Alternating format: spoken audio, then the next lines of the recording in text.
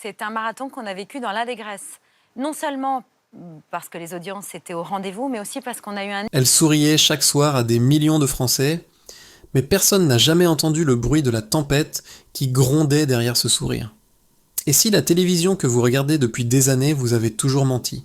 Pendant longtemps, Anne-Elisabeth Lemoine a incarné une certaine idée du confort télévisuel.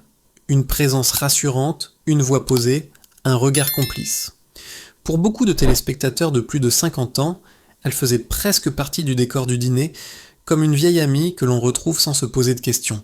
Elle était là, toujours là, solide, professionnelle, intouchable, croyait-on, et pourtant, il suffit parfois d'un instant, d'une phrase prononcée d'une voix plus grave que d'habitude, pour fissurer une image patiemment construite pendant des années.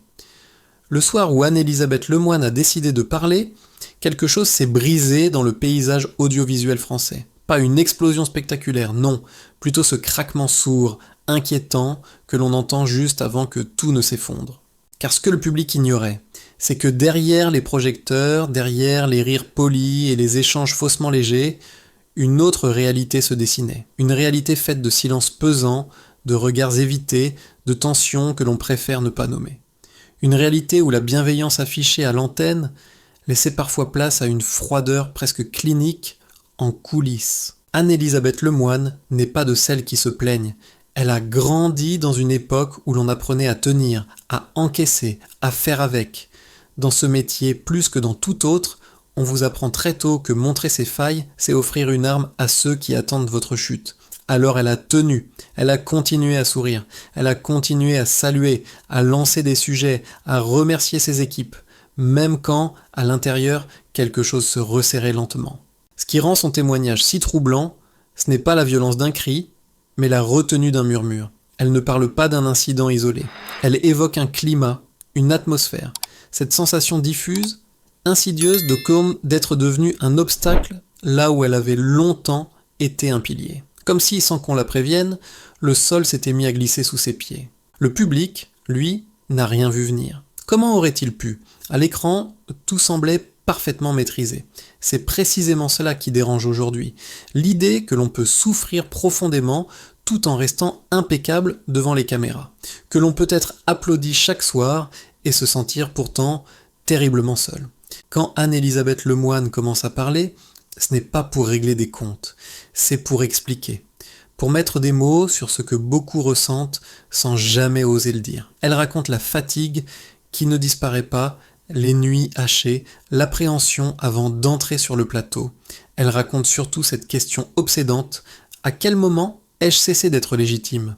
Et soudain, le récit dépasse sa personne, car ce doute, cette peur sourde de devenir encombrante, inutile, dépassée, touche une corde sensible chez toute une génération qui a travaillé dur, qui a donné sans compter, et qui se demande parfois en silence si elle n'est pas devenue invisible dans un monde qui va trop vite. Ce soir-là, en brisant le silence, Anne-Elisabeth Lemoine n'a pas seulement parlé d'elle. Elle a ouvert une porte. Derrière cette porte, il y a des vérités que beaucoup préféraient ne jamais entendre. Et ce n'était que le début. Un plateau de télévision n'est jamais seulement un décor, c'est un territoire. Et comme tout territoire, il peut devenir un lieu de pouvoir, de tension, parfois de lutte silencieuse. Ce que le public perçoit comme un espace de dialogue fluide et bienveillant est en réalité un équilibre fragile, réglé au millimètre. Et lorsque cet équilibre se rompt, tout change. Au cœur de C'est à vous, l'atmosphère aurait commencé à se transformer sans bruit. Pas de cris, pas de scandale visible, juste des détails presque insignifiants pour un œil extérieur. Une remarque lancée sur le ton de l'humour, une interruption un peu plus sèche que d'habitude, un regard qui s'attarde, ou au contraire qui évite. Des signaux faibles, diront les spécialistes, mais accumulés jour après jour, ces signaux finissent par former un message glaçant. Anne-Elisabeth Lemoine raconte qu'elle a d'abord douté d'elle-même. C'est souvent ainsi que les choses commencent. On se demande si l'on n'est pas trop sensible, trop fatigué, trop susceptible. On se dit que le métier est dur, que la pression est normale, que tout le monde traverse des moments de tension. Alors on se tait, on observe, on encaisse, et puis il y a eu cette sensation nouvelle, celle de ne plus être au centre, mais sur le côté, d'être présente sans être pleinement écoutée, comme si certaines décisions se prenaient désormais ailleurs, sans elle. Le plateau, autrefois espace de complicité, devenait peu à peu un lieu où chaque prise de parole semblait devoir être justifiée. Dans ce climat tendu, un nom revient avec insistance, Mohamed Bouafsi.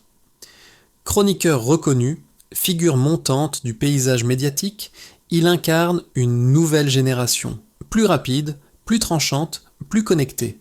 Officiellement, rien ne l'oppose à la présentatrice. Officieusement, les relations se seraient de dégrader au fil des mois. Selon le récit de Lemoine, les premières frictions prennent la forme de plaisanteries, des phrases à double sens prononcées devant l'équipe, des critiques voilées sur son style, son rythme, son énergie à l'antenne, rien de suffisamment explicite pour provoquer un affrontement direct, juste assez pour semer le doute. Et le doute, dans un environnement professionnel ultra exposé, est une arme redoutable. Peu à peu, les réunions de rédaction deviennent plus lourdes, les échanges se tendent. Certaines propositions de la présentatrice sont balayées d'un revers de main, sans véritable discussion. D'autres sont reprises, reformulées, comme si elles n'avaient jamais été les siennes. Lemoine parle d'un sentiment d'effacement progressif. Non pas brutal, mais méthodique. Ce qui frappe dans son témoignage, c'est l'absence de spectaculaire. Pas de scène explosive, pas d'altercation publique. Tout se joue dans l'entre-deux, dans ces moments où l'on se demande si ce que l'on ressent est réel ou simplement le fruit de l'imagination. Et c'est précisément là que la souffrance s'installe. Car comment se défendre contre quelque chose que l'on ne peut pas nommer clairement ? Le plateau devient alors un espace paradoxal. Devant les caméras, le professionnalisme demeure intact. Les sourires sont là, les échanges semblent fluides, mais dès que le générique se termine, la tension reprend sa place.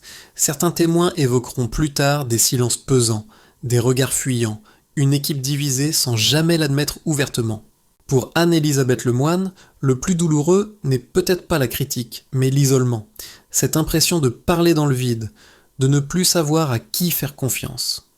Dans un métier où tout repose sur le collectif, se sentir seul est une épreuve particulièrement violente. Et pourtant, elle continue, elle assure l'antenne. Elle tient son rôle, parce que partir serait interprété comme un aveu de faiblesse, parce que rester est parfois la seule façon de préserver sa dignité.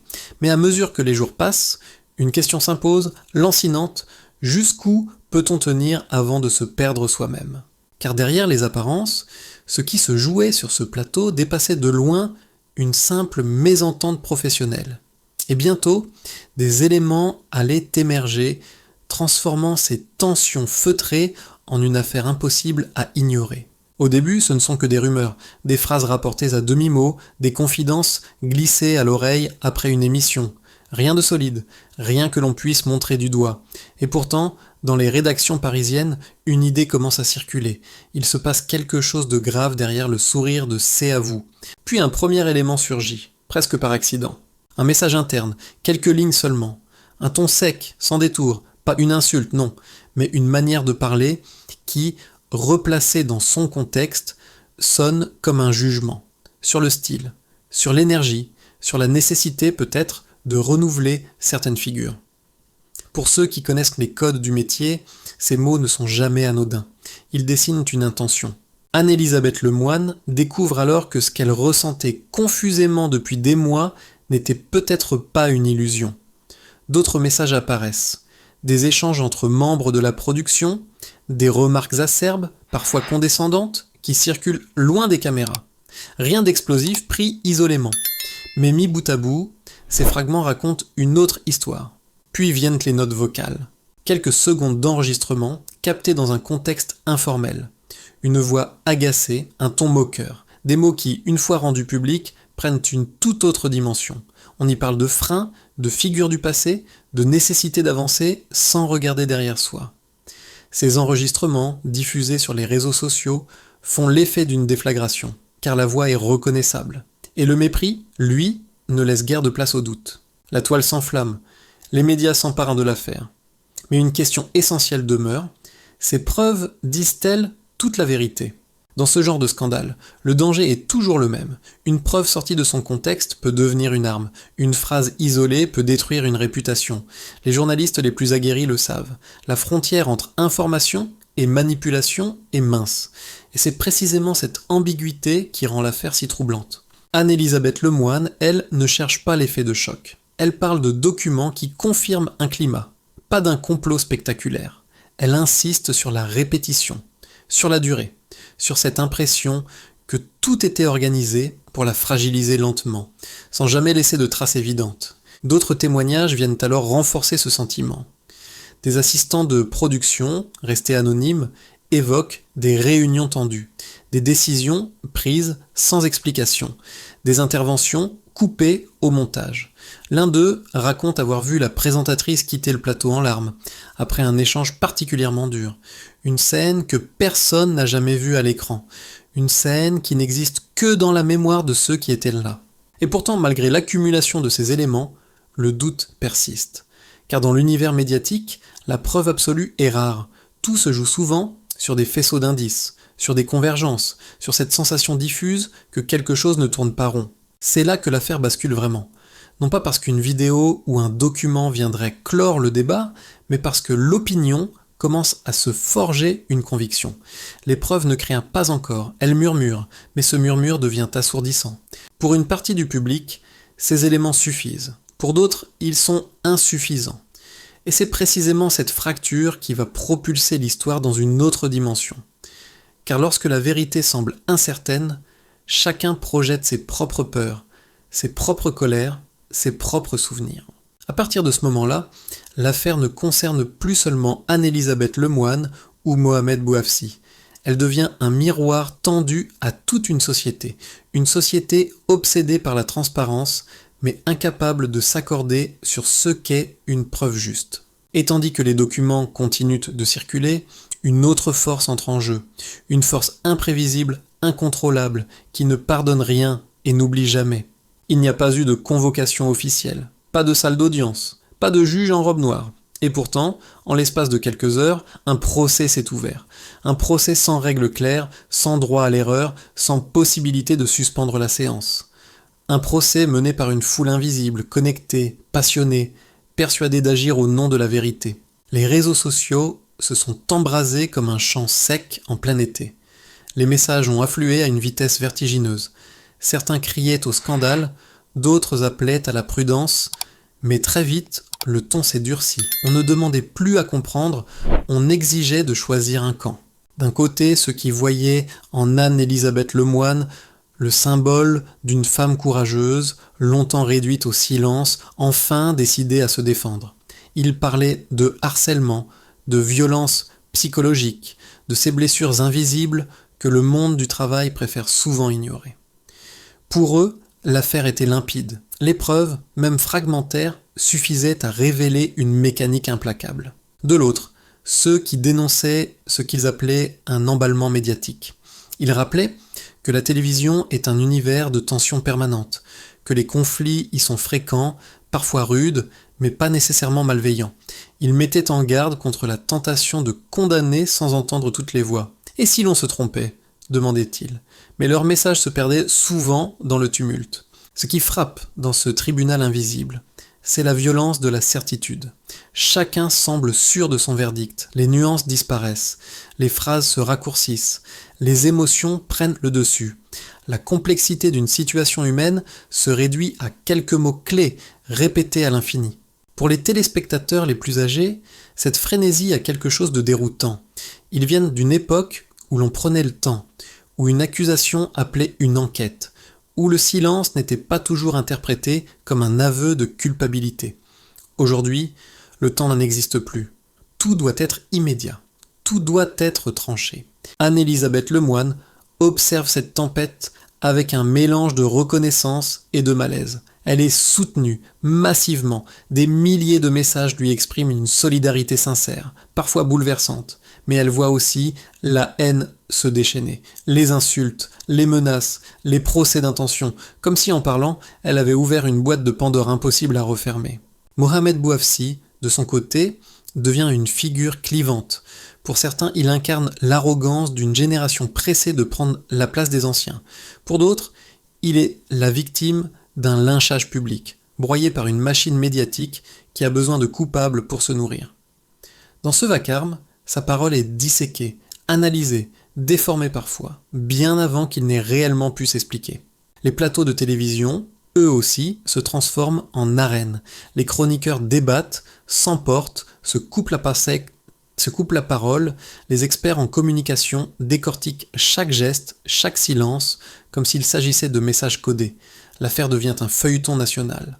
On ne parle plus seulement d'un conflit professionnel, mais d'un symptôme, celui d'une société qui règle désormais ses comptes en public. Une question s'impose alors, lourde et inconfortable. Avons-nous remplacé la justice par l'émotion ? Car dans ce tribunal sans visage, il n'y a pas de présomption d'innocence. Il n'y a pas de pause pour réfléchir.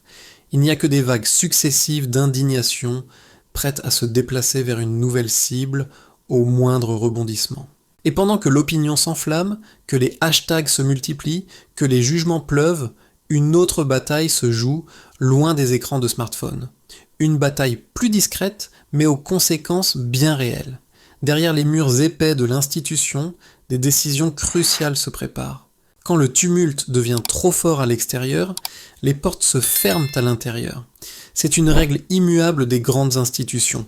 Tandis que l'opinion publique s'agite, que les plateaux débattent sans relâche et que les réseaux sociaux réclament des têtes, une autre scène se met en place, beaucoup plus feutrée. Celle des couloirs épais, des réunions à huis clos, des décisions prises loin des caméras.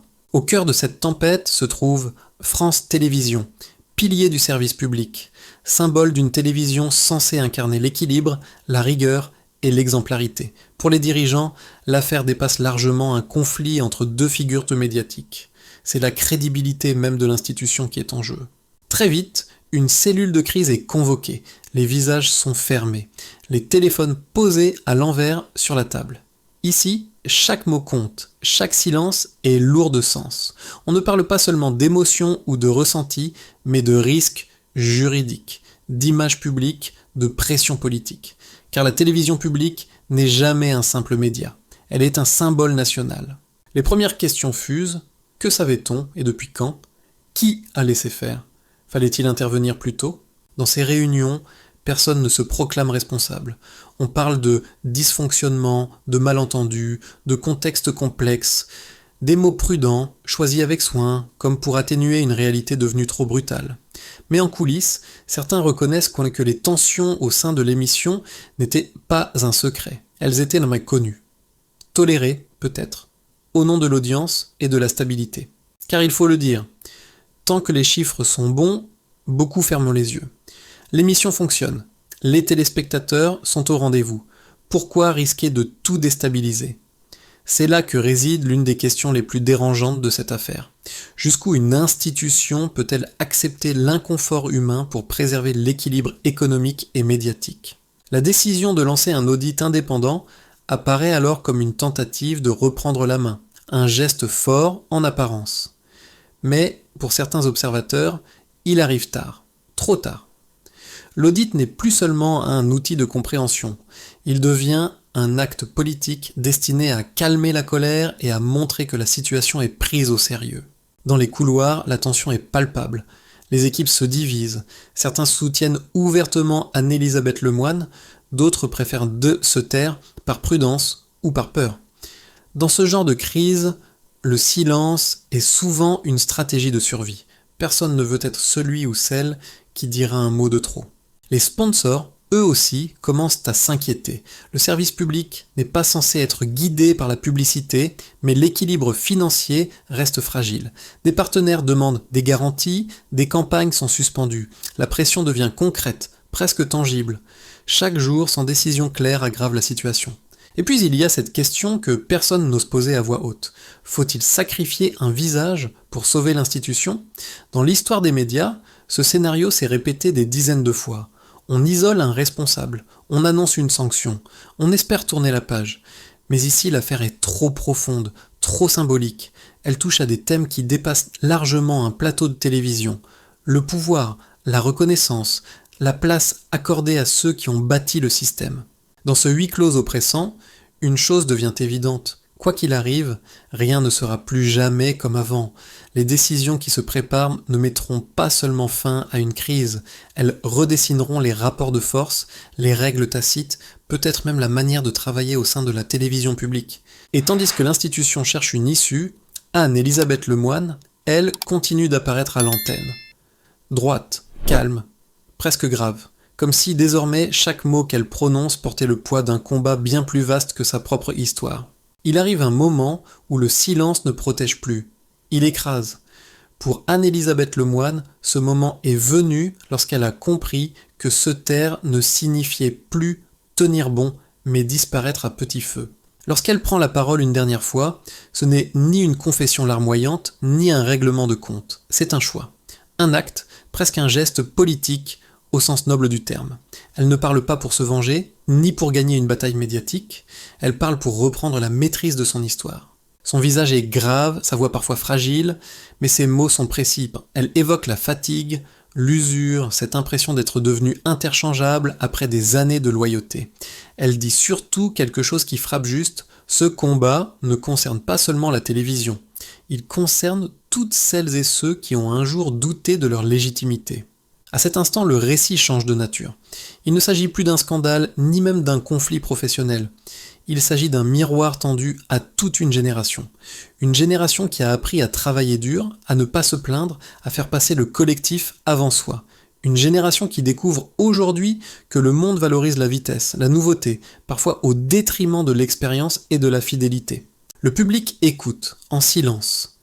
Certains se reconnaissent, d'autres hésitent encore. Car cette histoire pose une question inconfortable.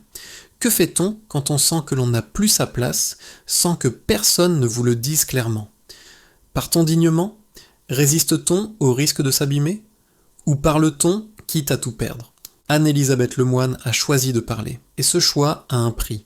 Elle le sait. Elle sait aussi que la vérité, une fois exposée, ne lui appartient plus. Elle sera commentée, déformée, récupérée. Mais elle préfère ce chaos à l'effacement silencieux. Ce qui reste, au fond, ce n'est pas un verdict définitif. C'est une fracture. Une ligne de faille entre deux visions du travail, du respect, du pouvoir. L'affaire laissera des traces, dans les rédactions, dans les institutions et surtout dans les consciences. Alors, au moment de refermer cette histoire, du moins provisoirement, une question demeure, et elle vous concerne directement. Si vous étiez à sa place, auriez-vous continué à sourire, ou auriez-vous osé parler ? Prenez un instant pour y réfléchir. Si cette histoire vous a touché, si elle résonne avec votre propre parcours, laissez un commentaire. Votre regard compte. Partagez cette vidéo autour de vous, car ces débats méritent d'être menés calmement, sans cris, sans haine. Et si vous souhaitez continuer à explorer les coulisses du pouvoir, des médias et des destins humains qui s'y jouent, abonnez-vous à la chaîne et activez la cloche. Ici, nous ne cherchons pas le scandale pour le scandale. Nous cherchons à comprendre. Et parfois, comprendre commence simplement par écouter ceux qui ont enfin décidé de ne plus se taire.